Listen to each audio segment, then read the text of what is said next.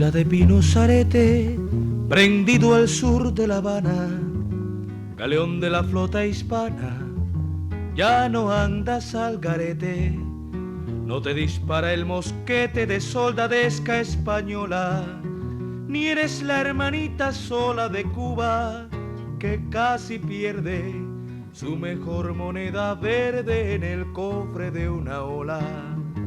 Su mejor moneda verde en el cofre de una ola.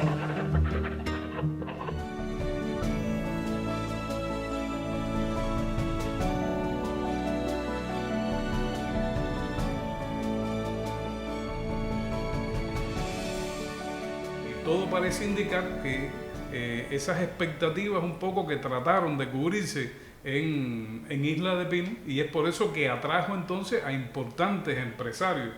El más importante de todos ellos fue Alton Benning Davis, ya octogenario, pero considerado el rey del aluminio en el mundo, el hombre que controlaba el negocio del aluminio. El aluminio está relacionado con el desarrollo aéreo. Es un hombre que se movía en el Caribe en aviones. En su hidroavión llegaba hasta aquí, hasta este hotel, porque él vivió prácticamente desde el año 57 hasta prácticamente finales del 58, él vivió precisamente en la primera torre de este hotel, el Hotel Rancho el Tesoro, hasta que ya se decide irse de aquí para los Estados Unidos de Norteamérica, porque no hubo negociaciones con él por parte del gobierno revolucionario de continuar en este lugar. Por lo tanto, la zona franca tuvo una relevancia para la isla, porque independientemente de que sirvió de pretexto a Batista y a toda la jerarquía militar para desarrollar actividades de contrabando, no obstante, significó un desarrollo de infraestructura muy importante en la isla. Todas las tiendas que hoy conocemos como la Francia, como Variedades, etcétera, todo eran una cadena de tiendas que respondía a esa operación. Y una gran parte de los edificios que están en los alrededores de lo que hoy conocemos como el Paseo Martí eran grandes almacenes que todavía arquitectónicamente es demostrable y fácilmente apreciable ver que eran construcciones destinadas para una gran operación comercial. Por lo tanto, significó un cambio físico también de la ciudad, la construcción de más de 8 locales para el expendio de gasolina, porque la zona franca, uno de los objetivos principales de la zona franca era introducir vehículos que después eran reinsertados en el mercado negro en La Habana, pero el modelo de movimiento del turista aquí era precisamente a través del alquiler y la comercialización del auto del año, que también circulaba en los Estados Unidos de Norteamérica, y eso le dio también a la ciudad una nueva vida. Hay un repunte, ¿no? Un cambio también constructivo, y surgen también un número importante, sobre todo de emprendimientos que tenían el propósito de construir determinados repartos turísticos, ¿no? Y hay evidencia de que estos repartos comenzaron a desarrollarse. Lo que pasa es que la zona comienza en enero de 1955 y la revolución triunfa precisamente el 1 de enero de 1959. O sea, no pudieron desarrollar en toda su extensión la proyección que había, que incluía también un parque industrial. Si bien la zona franca creó expectativas que luego no se pudieron cumplir, no es menos cierto que sí constituyó el impulso para determinadas áreas. Por ejemplo, se construyeron entonces las carreteras de Gerona a Santa Fe, de Gerona a Santa Bárbara, se sustituyó el viejo puente de madera sobre el río Las Casas por uno bascular de acero, se construyó también el malecón de la ciudad. Sí, porque como te decía, inicialmente eran dos tipos de actividades en un mismo territorio insular. Era la operación de importación, importación y exportación de mercancías, y estaba la otra operación que era la operación del turismo. Y ambas se complementaban. Muchos de los inversionistas de los grandes almacenes, al mismo tiempo invirtieron en la infraestructura que aseguraba el desarrollo del turismo, de la operación turística. Y es por eso entonces que apreciamos que hay un desarrollo de infraestructura, de carreteras, no solamente estas carreteras principales, sino todo un grupo de caminos que conectaban los cotos de caza, porque la operación turística no solamente era de sol y playa, habían cotos de caza, se practicaba la pesca al flying y por lo tanto la accesibilidad a esos lugares también se logra desarrollar mediante el fomento de varios patronatos que eran financiados precisamente por dinero público o por dinero privado, pero que formaban parte de la gran operación turística en este caso, porque la otra operación, que es la operación ya comercial, es la que se concentra en los grandes almacenes y la gran cadena de tiendas que se construyó sobre todo en lo que conocemos hoy como el Boulevard o la calle José Martí. O sea, que sí hubo un impacto positivo.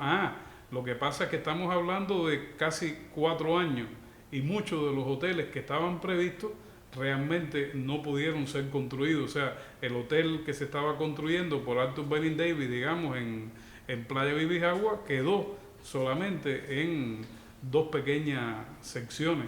Y el hotel, digamos, Bambú, muy cerca de aquí, de Nueva Gerona, realmente ya se inaugura prácticamente a finales también del año 1958. Y la operación más importante turística, que era el Hotel Colony, fue precisamente en la noche del 31 de diciembre del año 1958, o sea, unas horas antes del triunfo de la revolución. O sea que era un proyecto que fue dando un grupo de resultados y al mismo tiempo un grupo de insatisfacciones que tenían que ver no porque la zona franca hubiese fallado como instrumento, como experiencia económica, sino porque era muy poco tiempo. O sea, realmente es muy poco tiempo para hacer una valoración total. Aunque cuando Fidel visita la isla los días 6 y 7 de junio, él dice que lo único que le proponía al pueblo pinero eliminar era la zona franca, porque estaba muy relacionada con el comercio, con el mercado negro, con las ilegalidades, pero que la zona turística especial permanecía. Por lo tanto, hay un impacto positivo en alentar y al mismo tiempo incentivar el desarrollo de lo que yo también considero la variable económica principal del territorio pinero, que es el desarrollo del turismo. Profe, en este mismo sentido usted mencionaba esa construcción del Colón y todo el proyecto que existía en sus áreas alrededor, pero yo creo que es importante destacar este suceso, este acontecimiento como uno de esos puntos más importantes dentro de todo este auge que tuvo el turismo entonces en la isla. Sí, es el clima, es la operación principal y no es el hotel completamente, era una parte del proyecto, ¿no? Que ya tenía con una marina, con un aeropuerto también asociado a este tipo de actividad. Y sobre todo hay que entender que los accionistas principales de este proyecto eran Fulgencio Batista,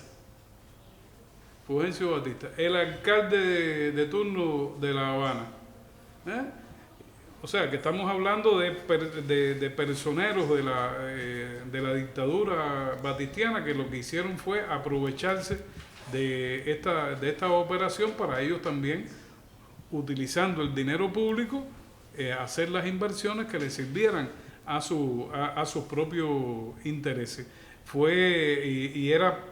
Esta compañía era parte de una compañía, la Rocar Inmobiliaria S.A., era una gran compañía sombrilla que pertenecía a Batista, pero que protegía a otro grupo importante de compañías que aparecían bajo la firma de un grupo de testaferros de Batista, pero donde Batista era el gran propietario, como era el gran propietario, digamos, del reparto turístico que se iba a construir en la zona, en el área del malecón, donde hoy está el reparto construcción industrial, toda esta zona del puerto. Eso era era una inversión que iba a hacer Batista, por eso que Batista hace el malecón, no hace el malecón para resolver un problema. Era la tendencia de la época construir malecones, pero su compañía estaba detrás de ese malecón.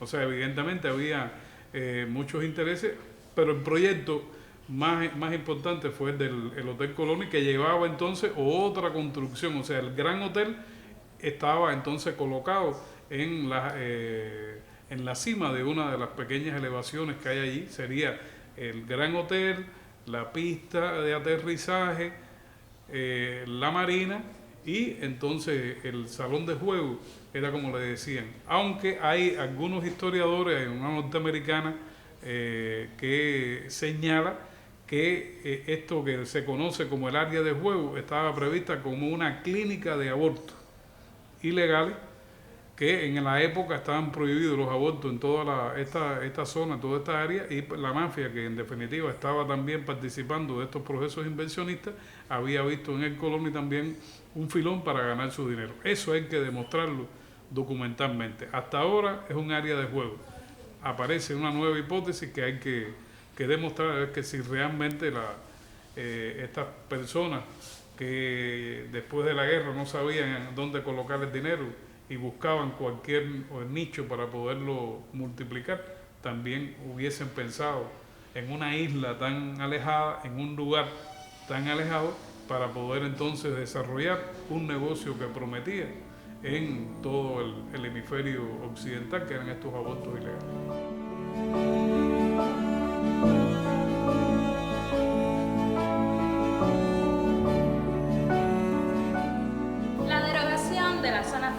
Fue de las primeras medidas tomadas por el gobierno revolucionario en el mismo 1959, cuando, a decir de Fidel, la isla iniciaría una nueva vida. No olvide que somos Apuntes, el programa de la televisión pinera que le permite conocer de dónde venimos para entender mejor hacia dónde vamos.